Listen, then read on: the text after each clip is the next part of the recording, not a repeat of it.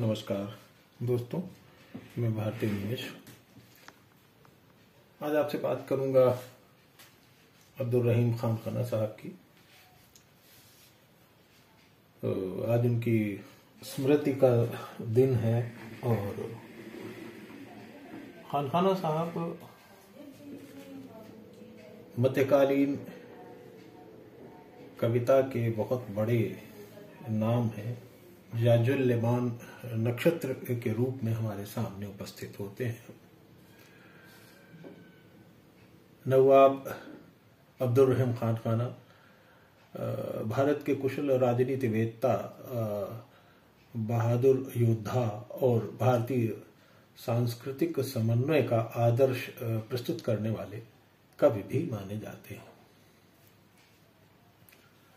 उनकी लोकप्रियता का कारण केवल ऐतिहासिक न होकर भारतीय जनजीवन में सदियों से व्याप्त है कि आप हिंदू मुसलमान से बहुत ऊपर अपने मार्मिक कथ्य और भाषा के लिए जाने जाते हैं, समन्वय के लिए जाने जाते हैं। उनकी विशाल हृदयता के कारण हिंदू देवी देवताओं, पर्वों, धार्मिक मान्यताओं और परंपराओं का उन्होंने सादर उल्लेख किया है और पूरी ईमानदारी के साथ अपने जीवन में भर भारतीय जीवन के सांस्कृतिक यथार्थ को वो स्वीकार भी करते हैं।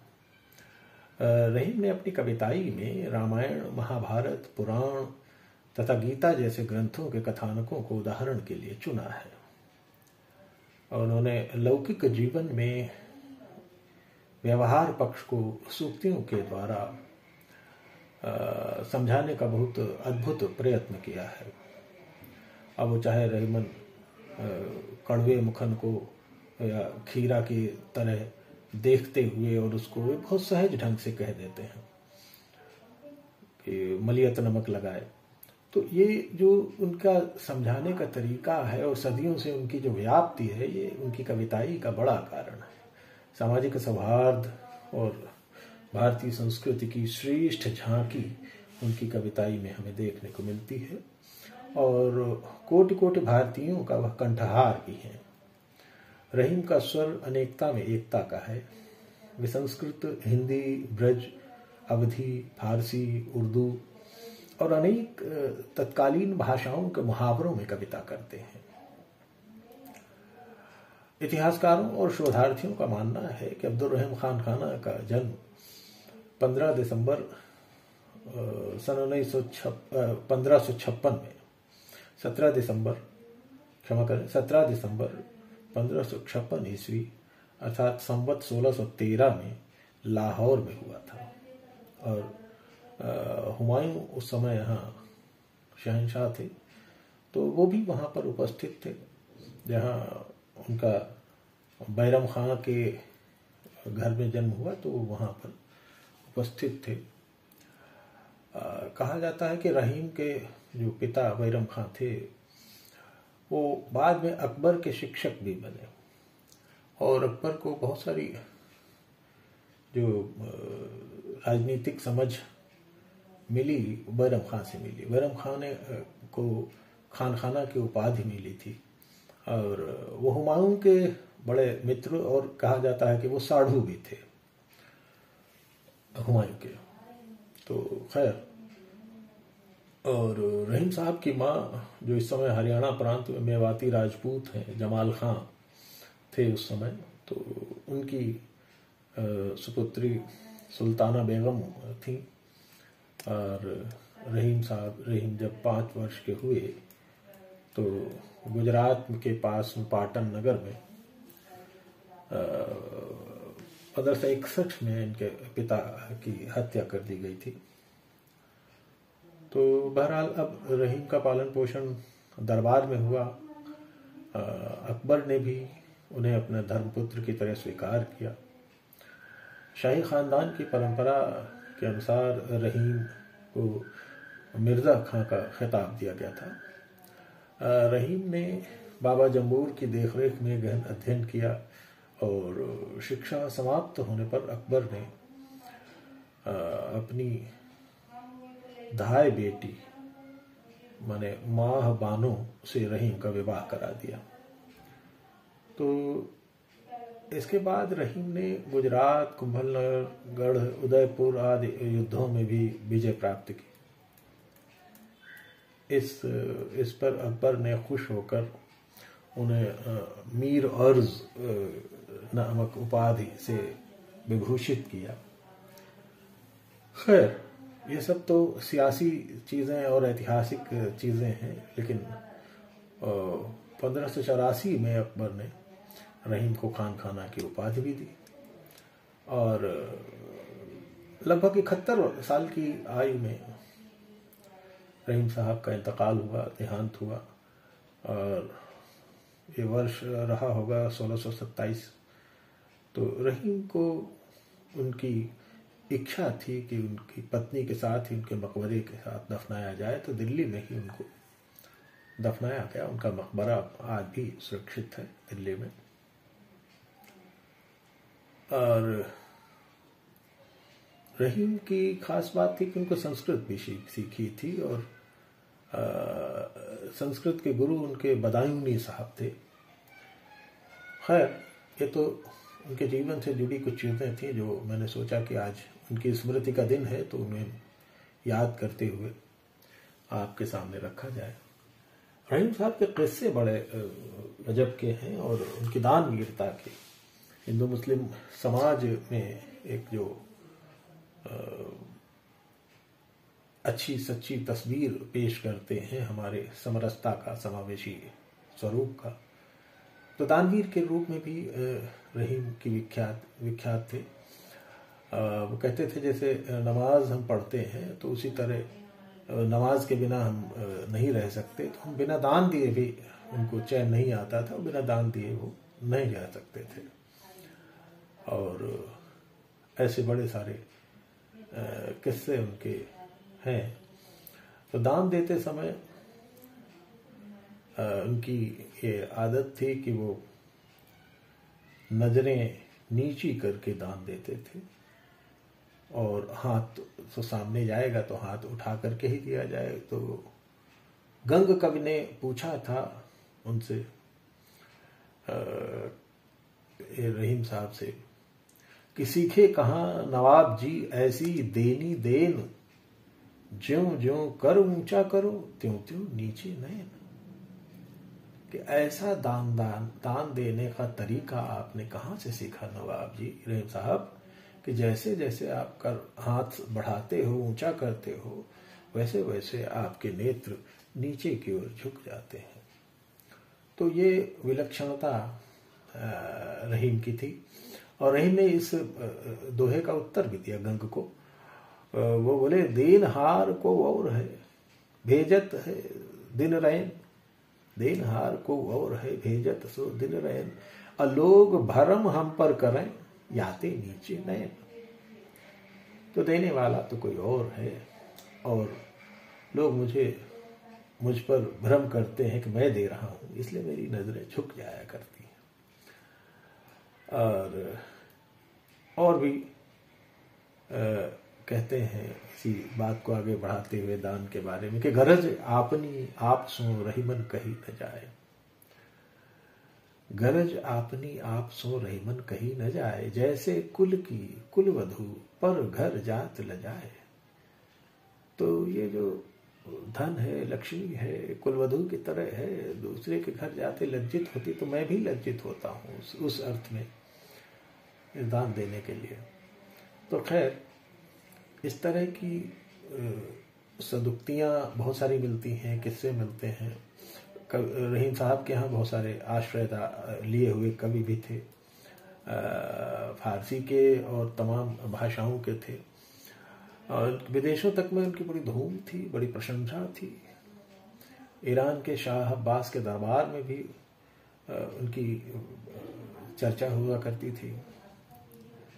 रहीम के दरबार में जो फारसी कवियों के अलावा बहुत सारे कवियों का आना जाना था। किसी बार एक बार किसी हिंदी कवि ने एक कविता सुनाई तो रहीम साहब को बड़ी अच्छी लगी, कुछ नई अनूठी कल्पना थी उसमें, बड़ा खुश हुए। उन्होंने कवि से पूछा कि भाई इंसान की उम्र कितनी होती है? तो कवि ने बताया कि लगभग 100 वर्ष के करीब मानी जाती है। रहीम ने उसकी उम्र पूछी कि भाई आपकी उम्र क्या है? तो कवि ने बताया कि मेरी उम्र अभी 35 वर्ष है। तो रहीम ने अपने कोषाध्यक्ष को आज्ञा दी कि जाओ कवि महोदय को उनकी उम्र के बाकी के जो 65 वर्ष हैं उनके लिए रोजाना के हिसाब से 5 रुपए, एक प्रतिदिन 5 रुपए के हिसाब से इनकी पूरी रकम अदा की जाए। अब कवि बहुत खुश हुआ।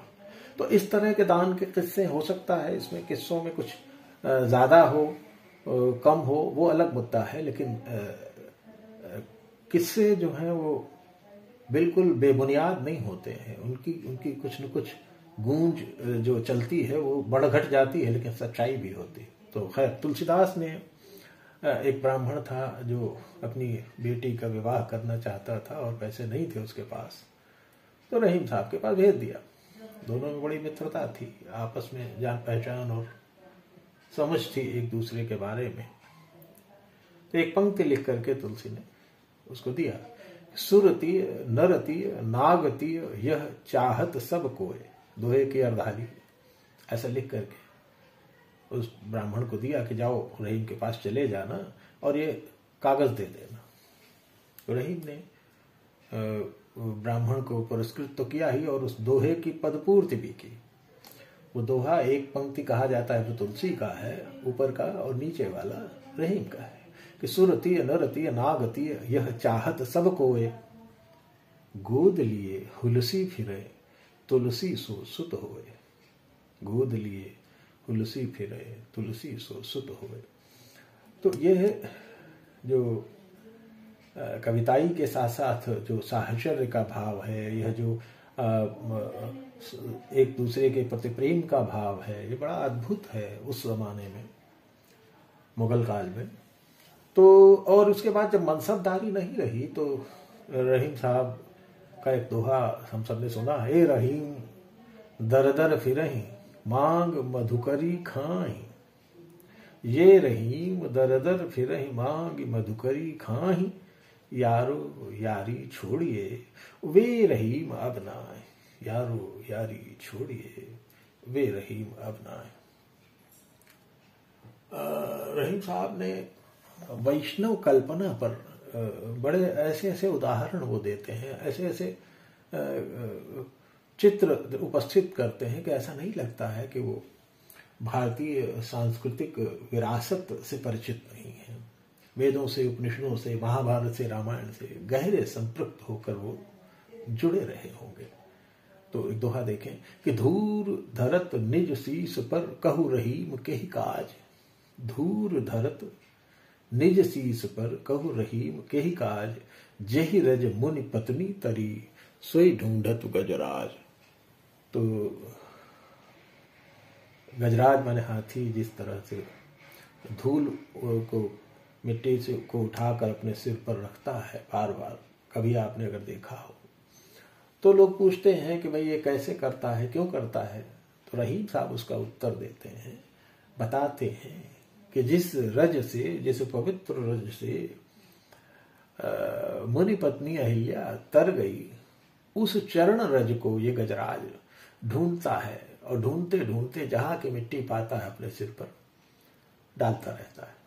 तो ये जो सांस्कृतिक विमर्श की कविताई तक वो पहुंच पाते हैं रहीम साहब, ये उनकी गहरी सूझ है। कविताई तो है ही और सांस्कृतिक विरासत से जुड़ जाते हैं। विद्वान मानते हैं कि रहीम फारसी की शायरी और उनकी काव्य कला में बहुत आगे थे और कई दीवान भी उन्होंने लिखे, लेकिन वो दीवान मिलते नहीं हैं, उपलब्ध नहीं है। तो आज उनकी स्मृति का दिन है, उन्हें नमन करते हुए उनकी कविताई के कुछ नमूने पेश कर रहा हूं, आपके दोहे आपके सामने रख रहा हूं। धरती की सी रीत है शीत घाम और में, धरती की रीत है, उसमें सर्दी होती है, घाम धूप होती है, और सर्दी गर्मी और वर्षा ये ऋतु धरती में आती रहती हैं, परिवर्तन होता रहता है। तो कहते हैं जैसी परे सो सही रहे त्यों रहीम यह देह। तो धरती के स्वभाव वाली है ये देह, ये शरीर, और जैसा जिस पर शीत पड़ता है तो शीत को सह लेता है, ठंड को सह लेती है, गर्मी को सह लेती है, और वर्षा को भी ये देह सह जाती है। तो देह और धरती का स्वभाव एक जैसा है। एक दोहा देखें कि नात नेह दूरी भली लो रही जिय जानी। माने स्नेह नाते रिश्ते इनसे थोड़ा दूर रहना चाहिए। और रहीम कहते हैं कि हृदय में गांठ बांध लो, कि समझ लो कि रिश्ता तभी निभता है जब थोड़ी दूरी वाली, बहुत निकट रहने से निरादर होता है। तो नात नेह दूरी भली लो रहीम जिय जानी, निकट निरादर होत है ज्यों गढ़ही को पानी। जैसे छोटे से गड्ढे में, या गढ़ही कहते हैं छोटा गड्ढा, पोखर, उसका पानी पीने योग्य नहीं होता, तो वो निरादर का पात्र होता है। और बड़ा सरोवर, झील, उसका सम्मान होता है, उसके जल को पिया भी जा सकता है। तो ये रहीम बताते चलते हैं, ये सूक्तियों के माध्यम से सामाजिक जीवन को भी विश्लेषित करते चलते हैं। एक और दोहा देखें कि नादरी तन देत मृग नर धन हेत समेत। नाद से रीझ करके, प्रसन्न होकर, खुश होकर संगीत पर, की धुन पर, मृदंग पर हिरन अपना तन मन सब सौंप देता है और शिकार बन जाता है। नर धन हेत समेत, मनुष्य धन के लिए इसी तरह करता है। लेकिन ते रहीम पशु ते अधिक, ऐसे लोग पशु से भी अधिक तुच्छ हैं जो प्रसन्न होने पर भी कुछ नहीं देते। रीझिव कछते रहीम पशु से अधिक रीझिव कछु न देत। तो ये रहीम है, बड़ी गूढ़ कविताई, जीवन के मर्म की कविताई करते हैं। एक आध दोहे और आपके सामने है कि अमर बेल बिन मूल की प्रतिपालत है ता। ये ईश्वर जो खुदा रहमान जो भी है वो क्या है कि अमर बेल की तरह है, बिना जड़ अमर बेल को कैसे वो प्रतिपालन करता है। तो इसलिए रहीमन ऐसे प्रभु को, ऐसे प्रभु, ऐसे ईश्वर तो व्याप्त है जिसकी कोई जड़ नहीं, उसका भी पालन पोषण करता है। तो वह रहीमन ऐसे प्रभु तज खोजत फिरिए काय। तो अमर बेल की तरह सर्वव्यापी है, उसकी कोई जड़ नहीं है, उसको खोजना निरर्थक है, ये समझाते हैं रहीम। तो इसलिए कहाँ पहुंचोगे प्रभु को, अल्लाह को, खुदा को, भगवान को, तो वो सब जगह व्याप्त है। और अमर बेल की तरह कहीं भी उग सकता है, कभी भी उग सकता है, कहीं भी दिख सकता है। आगे देखें कि अमृत ऐसे वचन में रहीमन रिस की घास, जैसे मिसरी में मिली निरस बांस की फांस। अमृत ऐसा जो वचन हो, अमृत वाणियां जो होती हैं उनमें कहीं कहीं आवेश, आवेग की, माने रिस की घास भी होती है, जो कठोर शब्दों में भी हो सकती है। उस बात को समझने की आवश्यकता है। उदाहरण देते हैं, जैसे मिसरी में मिली निरस बांस की फांस। बांस की फांस जैसे मिसरी में कभी कभी चिपक कर रह जाती है, उसी प्रकार जो अमृत वचन है उनमें भी कभी कभी कुछ ऐसी कटुक्तियां और ऐसी कठोर बात हो सकती है, लेकिन उसको हमें सहज रूप में स्वीकार करना चाहिए। और देखें कि अरज गरज माने नहीं रहीमन ए जन चार। रिनिया राजा मांगता काम आतुरी नारी। न अरज सुनते हैं न गरज सुनते हैं। रहीम कहते हैं चार लोग किसी तरह की प्रार्थना, निवेदन, इन चीजों को नहीं मानते, अपनी धुन में लगे रहते हैं। कौन कौन? ऋणिया, ऋणी, कर्जदार। राजा, राजा भी नहीं सुनता। मांगता, मांगने वाला कहाँ सुनता, मांगते ही रहेगा चाहे जितना समझाओ। और काम आतुरी नारी, और काम आतुर स्त्री।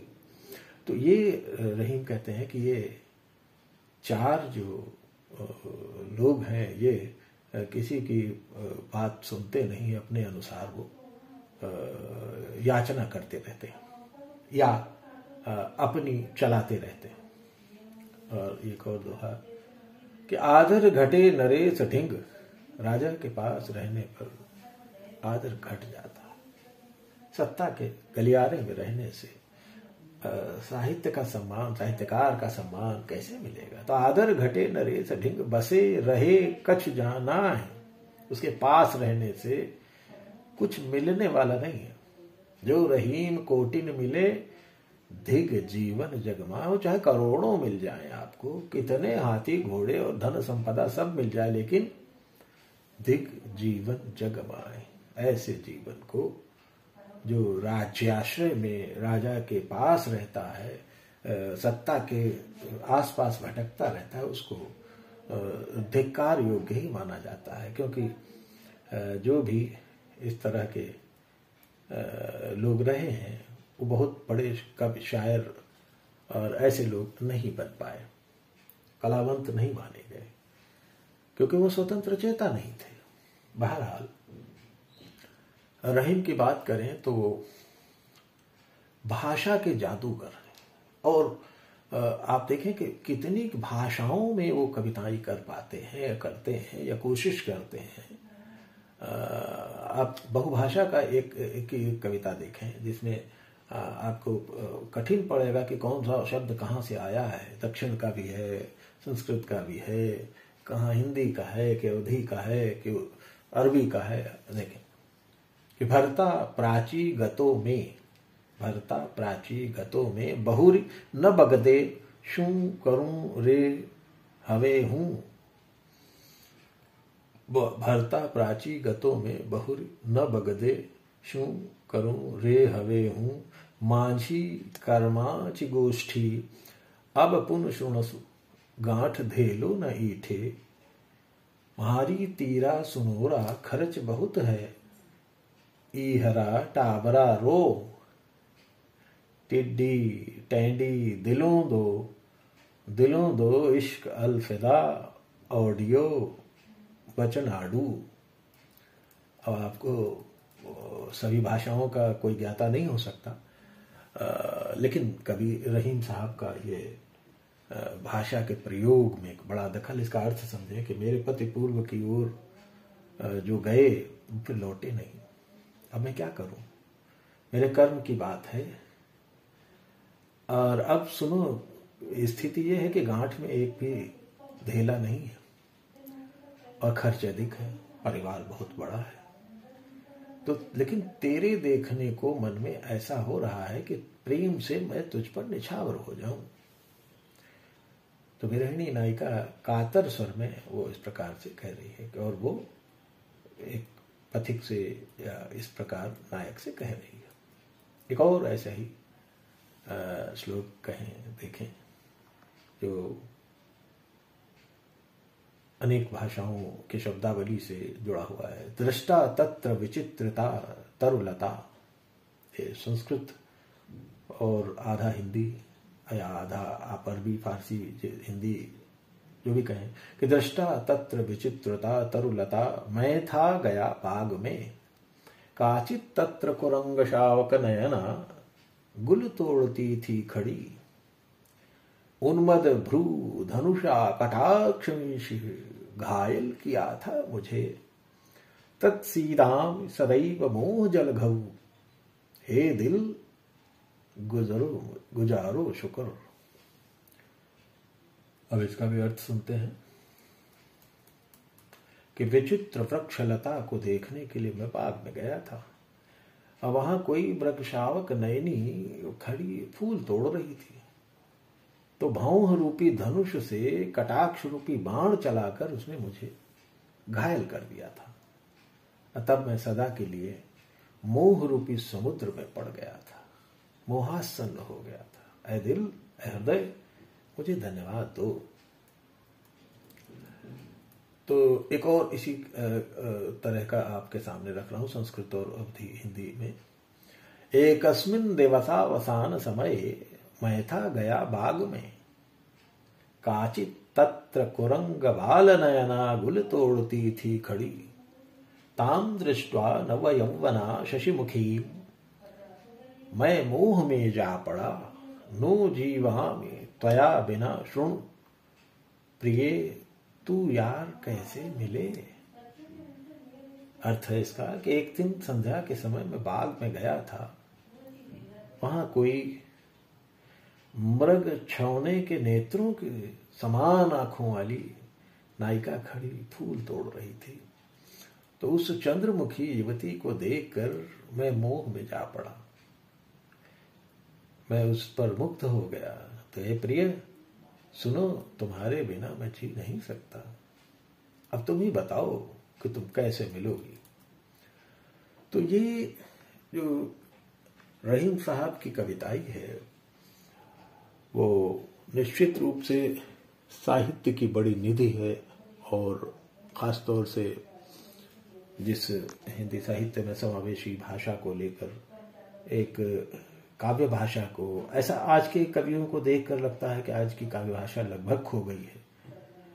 तो संस्कृत, अवधी, ब्रज और जो रेख्ता, उर्दू, इन पंजाबी, इन सारी भाषाओं की जो ध्वनि है, लय है, चेतना है, वो रहीम साहब के यहाँ हमें देखने को मिलती है।